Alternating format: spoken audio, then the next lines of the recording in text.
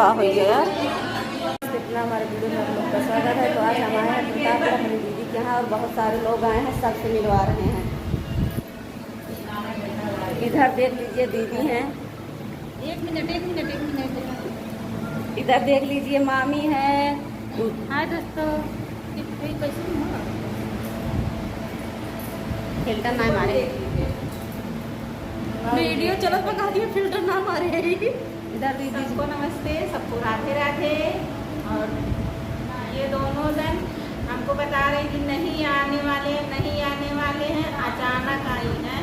गुस्सा भी है और खुश भी है।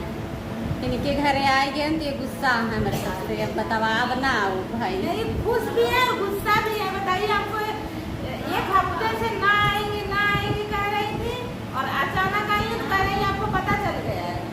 सरप्राइज देने आने वाले थे लेकिन उनको पता चल गया। सरप्राइज दी है? नहीं पता नहीं था। सरप्राइज खत्म हो गया। कोई चुमुरखोरी कर गई है।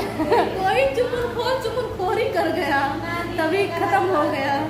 सही है, ऐसा चुगली नहीं करना नहीं चाहिए। करना चाहिए आप लोगों को।